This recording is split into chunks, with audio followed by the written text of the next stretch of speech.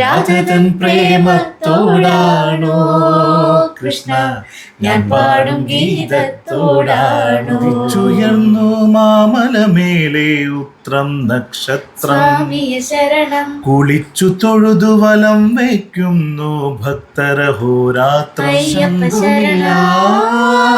കുഴലുമില്ല നെഞ്ചിന്റെ ഉള്ളിൽ നിന്നീ നഗ്ന സംഗീതം നിൻ കാൽക്കൽ വീണലിയുന്നു. ശംഖുമില്ല കുഴലുമില്ല. പ്രിയമുള്ളവരെ, നമ്മുടെ കൂടെ എന്നുള്ളത് പാട്ട് ഫാമിലിയാണ്.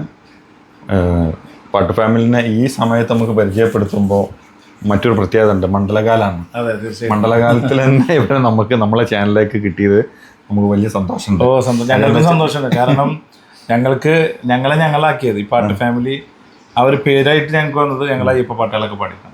അതുകൊണ്ട് എന്നെ സംബന്ധിച്ചിടത്തോളം നമ്മളെ സംബന്ധിച്ചിടത്തോളം എനിക്ക് ഞാനൊക്കെ സ്കൂൾ ലെവലിലും നമ്മളെ കോളേജിലൊക്കെ നാടകവും കാര്യങ്ങളൊക്കെ ആയിട്ട് പോയി. ഇതിന് കാരണം ഉണ്ടായത് ഈ മണ്ഡലകാലമാണ്. പ്രത്യേകിച്ച് നാടകങ്ങളൊക്കെ ഈ അയ്യപ്പ വിളക്കിന്റെ രാത്രികളിലൊക്കെ ഒരുപാട് നാടകങ്ങൾ കണ്ടിട്ടൊക്കെയാണ് നമ്മുടെ നാടകങ്ങളിലേക്കും ഒക്കെ നമ്മൾ കയറി ചെല്ലുന്നത്. എന്നെ സംബന്ധിച്ചിടത്തോളം ഒരു മുസ്ലിം ഫാമിലിയിലുള്ള ആളുകൾ ഈ അയ്യപ്പ ഭക്തി ഗാനങ്ങൾ, പ്രത്യേകിച്ചും അയ്യപ്പനും വാവരുമുള്ള ഒരു ബന്ധത്തിന്റെ വല്ലാത്തൊരു ചരിത്രം നമ്മളെ മുന്നിൽ നിൽക്കുന്ന സമയത്ത് ഇങ്ങനൊരു ഫാമിലി, പ്രത്യേകിച്ച് ഈ എന്താ പറയുക കേരളത്തിന്റെ സാംസ്കാരിക നഗരിയിൽ നിന്ന് തൃശ്ശൂരിൻ്റെ ഒരു ഭാഗത്തു നിന്ന് വരുമ്പോൾ വല്ലാത്ത സന്തോഷമുണ്ട്. ഇവരെ പരിചയപ്പെടുത്തി കൊടുക്കുക എന്നുള്ളത് നമ്മളൊരു ഉത്തരവാദിത്തമായിട്ടാണ് നമ്മൾ കാണുന്നത്. നിഷാക്ക, എങ്ങനെയാണ് ഈ ഒരു പാട്ടായിട്ട് രംഗത്തേക്ക് ഇറങ്ങുന്നത് എന്ന് നമ്മളെ ആളുകളോടൊന്ന് പറയാനുള്ളത്? പാട്ടായിട്ട് എന്ന് പറഞ്ഞാൽ കുറേ കൊല്ലങ്ങളായിട്ട് നമ്മൾ ചെറുപ്പം മുതലേ നമ്മൾ മദ്രസാ വേദികളിൽ നമ്മൾ പാടി വരുന്നതാണ്. ശരിക്കും ഒരു ഗാനമേള സെറ്റപ്പിലേക്കൊക്കെ നമ്മൾ വന്നത് നമ്മൾ ഒരു 10ാം ക്ലാസ്സൊക്കെ ആയപ്പോഴാണ് നമ്മൾ ഈ ഗാനമേള വേദികളിലൊക്കെ പാടി തുടങ്ങിയത്. അതിനിടയിൽ ഞാൻ സജുവിനെ കണ്ടുമുട്ടി. അങ്ങനെ ഞങ്ങൾ പ്രണയ വിവാഹമൊക്കെ ആയിരുന്നു.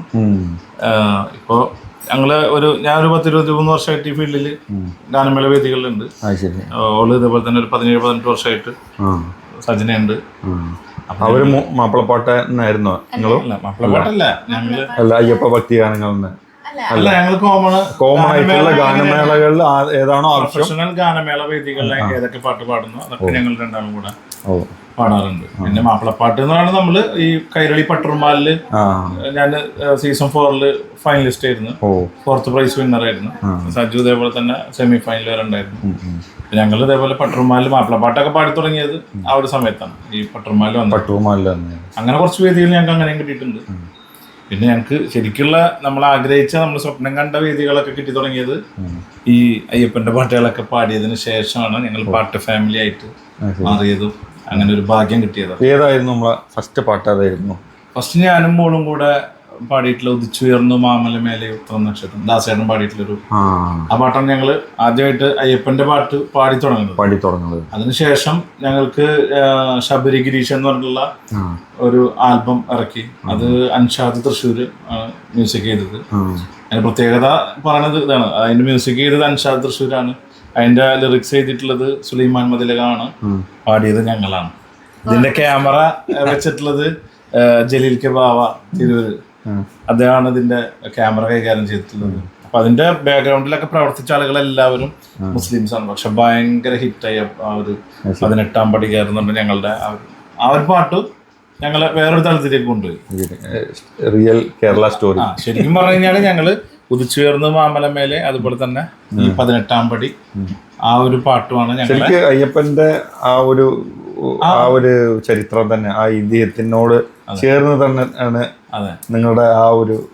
തീർച്ചയായിട്ടും ഞാൻ പറഞ്ഞല്ലോ, 23 വർഷമായിട്ട് ഈ ഫീൽഡിലുണ്ടെങ്കിലും ഞങ്ങൾ പല വേദികൾ പോയിട്ടുണ്ടെങ്കിലും പല ആളുകളുമായിട്ട് പ്രോഗ്രാം ചെയ്തിട്ടുണ്ടെങ്കിലും നമ്മൾ ആഗ്രഹിച്ച് നമ്മൾ സ്വപ്നം കണ്ട തലത്തിലേക്ക് എത്തിയിട്ടുണ്ടായിരുന്നില്ല. അത് എത്തിപ്പെട്ടത് അയ്യപ്പന്റെ പാട്ടോട്. അതിൽ നമുക്ക് ഭയങ്കര വിശ്വാസവും കാര്യങ്ങളും ഒക്കെ ഉള്ള.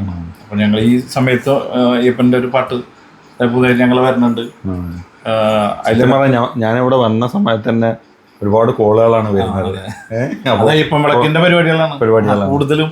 അയ്യപ്പ മണ്ഡലം ആയതുകൊണ്ട് തന്നെ അയ്യപ്പൻ വിളക്കിന്റെ പ്രോഗ്രാമുകൾക്കായിട്ടാണ് ആളുകൾ വിളിച്ചുകൊണ്ടിരിക്കുന്നത്. ഈ ഒരു സമയത്ത് സന്ധ്യാസമയത്തൊക്കെ അവര് മറ്റേ കമ്മിറ്റിയൊക്കെ കൂടുന്ന സമയമാണ്. അപ്പൊ ഈ സമയത്താണ് കൂടുതൽ കോളുകൾ വിളിച്ചുകൊണ്ട് ഇരിക്കുക. നമുക്ക് അങ്ങനത്തെ കൂടുതൽ പരിപാടി, ഇപ്പം അമ്പലങ്ങളൊക്കെയാണ് കൂടുതൽ ഞങ്ങൾക്ക് പ്രോഗ്രാമുകളൊക്കെ ഉണ്ടാവും. ഞങ്ങള് വേദിയിലൊക്കെ കൂടുതലും ഈ ഭക്തിഗാനങ്ങൾ പ്രോഗ്രാം ചെയ്യലുണ്ട്. നിങ്ങളെ എക്സ്പീരിയൻസ് എന്തായിരുന്നു ഒന്ന് പറയുകയാണെങ്കിൽ? ഈ ഒരു മേഖലയിലേക്ക് വന്നപ്പോൾ പെട്ടെന്ന് ഈ ഭക്തിഗാനങ്ങളൊക്കെ ആയിട്ട് വല്ലാതെ നിങ്ങളെ അത്ഭുതപ്പെടുത്തിയോ? എന്താണ് ഈ സംഭവിച്ചുകൊണ്ടിരിക്കുന്നത്? അത്ഭുതപ്പെടുത്തി. കാരണം അതിനുപരി ഭയങ്കര സന്തോഷം. കാരണം വെച്ചാൽ രാവിലെ തന്നെ നമ്മളെ ഇഷ്ടപ്പെടുന്നവരെ കോളുകൾ കേട്ടിട്ട് നമ്മ എനിക്ക്, കാരണം ഓരോ പാട്ട് സോഷ്യൽ മീഡിയയിൽ കണ്ടിട്ട് അതിന്റെ അഭിപ്രായം ചിലർ കരഞ്ഞിട്ട് വരെ വിളിക്കും. അപ്പൊ അവര് നമുക്ക് വേണ്ടി ആരെങ്കിലും പ്രാർത്ഥിക്കാനെങ്കിലും ഉണ്ടല്ലോ, അതന്നെ വലിയൊരു സന്തോഷം. ചില അമ്മമാര് വിളിക്കും, ചിലപ്പോ ചില ചേച്ചിമാര് ചില ചേട്ടന്മാര് അവര് വിളിച്ചിട്ട് അറിയും കണ്ണ് നിറഞ്ഞു പോയി ഭക്തിഗാനം കേട്ടിട്ട് ഭയങ്കര സന്തോഷം. അതെല്ലാരും ഉണ്ട് കേട്ടാ. എല്ലാ പാട്ടുകളും പാടാറുണ്ട്. മുസ്ലിം ഡിവോഷണല്, ക്രിസ്ത്യൻ ഡിവോഷണല്, പിന്നെ അതുപോലെ തന്നെ ഹിന്ദു എല്ലാം പാടാറുണ്ട്. ഞങ്ങള് ഒരു ക്രിസ്ത്യൻ പ്രാർത്ഥന ഗാനം ഞങ്ങൾ പാടിയിട്ടുണ്ടായിരുന്നു. അതിന്റെ ഒരു ക്രിസ്ത്യൻ ഡിവോഷൻ ഞങ്ങൾ പാടിയിട്ടുണ്ടായിരുന്നു. അതായത് കർത്താവേ കനിയണമേ, അത് അവരുടെ ഒരു പ്രാർത്ഥനയാണ്. നിങ്ങളൊന്ന് പാടി തന്നോളൂ, നമുക്ക് കേൾക്കാം. കർത്താവേ കനിയണമേ, മിശിഹായേ കനിയണമേ, കർത്താവേ ഞങ്ങളണയ്ക്കും പ്രാർത്ഥന സദയം കേൾക്കണമേ. ഇതാണ് പാട്ട്. കണ്ടിന്യൂസ് കുറേ ഉണ്ട് അവരുടെ ഒരു പ്രാർത്ഥന. അവരെ ഈ ക്രിസ്ത്യൻ പ്രാർത്ഥന പ്രത്യേകിച്ച് നമ്മൾ മാർക്കോസ് ചേട്ടൻ്റെ ഒക്കെ കേൾക്കുമ്പോൾ വല്ലാതെ ഭയങ്കര ഫീലാണ്. ഇത് അവരുടെ പള്ളികളിലും അവരുടെ മെയിൻ വിവാഹം, അതുപോലെ അവരുടെ ശ്രേഷ്ഠമായിട്ടുള്ള ഓരോ കാര്യങ്ങൾക്ക് പ്രാർത്ഥിക്കുന്നതിൽ പെടുന്നതാണ് ഈ ഒരു. നിങ്ങളെ ഹിറ്റാക്കിയ നമ്മളെ അയ്യപ്പ ഭക്തിഗാനം ഉണ്ടല്ലോ, അതൊന്ന് പാടിത്തരി. ഉദിച്ചുയർന്നു മാമലമേലെ ഉത്രം നക്ഷത്രം, കുളിച്ചു തൊഴുതു വലം വയ്ക്കുന്നു ഭക്തരഹോരാത്രം. നമിച്ചിടുന്നേനടിയനൊരാശ്രയമെന്നും നീ മാത്രം, നമിച്ചിടുന്നേനടിയനൊരാശ്രയമെന്നും നീ മാത്രം. ഉദിച്ചുയർന്നു മാമലമേലെ ഉത്രം നക്ഷത്രം, കുളിച്ചു തൊഴുതു വലം വയ്ക്കുന്നു ഭക്തരഹോരാത്രം. ഫസ്റ്റ് ആ കോർസ് വല്ലാതെ പാടി ഭയങ്കര ഹിറ്റായിട്ടുള്ള. ഇതാണ് നമ്മുടെ ഫസ്റ്റ് വൈറൽ സോങ്. പിന്നെ നമ്മള് 18-ാം പടി. നമ്മളെ മലബാറിന്റെ പ്രത്യേകിച്ച് നമ്മളെ മലപ്പുറം ജില്ല അവിടേക്കൊക്കെ വരാറുണ്ടോ? കുറെ പരിപാടി. നമ്മളിപ്പോ ഏറ്റവും കൂടുതൽ ഇപ്പൊ ഞങ്ങള് ചെയ്തുകൊണ്ടിരിക്കുന്ന ഏരിയ എന്ന് പറഞ്ഞു കഴിഞ്ഞാല് കോഴിക്കോട്, കാസർഗോഡ്, കണ്ണൂര്, പിന്നെ തിരുവനന്തപുരം, കൊല്ലം, പത്തനംതിട്ട, ഈ ഭാഗങ്ങളിലാണ് നമ്മൾ ഏറ്റവും കൂടുതൽ പരിപാടി. ഏറ്റവും കൂടുതൽ പരിപാടി എന്ന് പറയുന്നത് ഒരു ടീം സെറ്റ് തന്നെയാണ്. മ്യൂസിക്കും സ്വന്തമായിട്ടൊരു ടീമുണ്ട്. സൗണ്ടും ലൈറ്റും ഒക്കെ ആയിട്ടാണ് ഒരു കോംബോ ആണല്ലേ. നമ്മുടെ പരിപാടിക്കായിട്ടാണ് ഇപ്പൊ ആളുകൾ ഇങ്ങനെ വിളിക്കുന്നത്. അപ്പൊ നമ്മളെ പരിപാടി കണ്ടവരുണ്ട്.